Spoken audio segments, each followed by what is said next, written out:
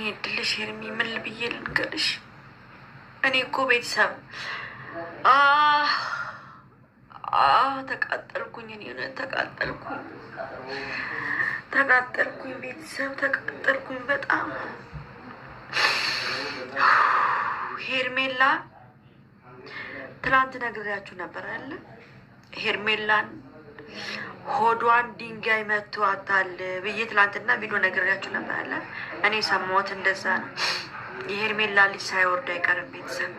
ሲጀምር እርጉዝ አልነበረችም ሄርሜላ። ከመቼ ወዲህ ነው አንድ ሴት እርጉዝ ሆና እንግዲህ ሆዷ እየገፋ ነው የመጣው አይደለ? 2 ወር 3 ወር ከሆነ 2 ወር አብሶ ላይ ይገፋል ይመጣል።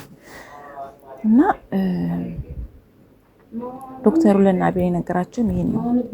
ምክንያቱም እንዳላረገዘች አንድ ሴት እንግዲህ ስታረግዝ ሆዷ ይገፋል። ስለዚህ እና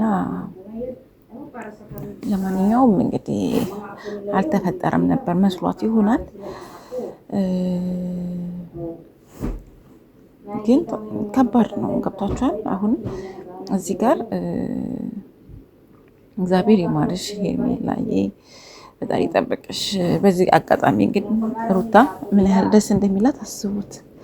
ያው የምትወዱት የምታፈቅሩት ባላችሁ ሌላ ሴት ጋር ሄዶ ሌላ ህይወት ጀምሮ የሱ ህይወት ላይ እንግዲህ ሌላ ልጅ ሲፈጠር እንዴት ነው የምትሆነው እቺ ሴትና ይህ ነገር ባለመሳካቱ ደስ እንደሚላት አልጠራጠርም።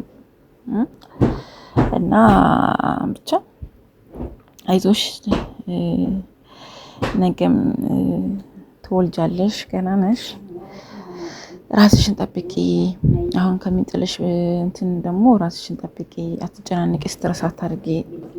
ገባሽ? ይሄ ነው እንትን ማለት ያለብሽ።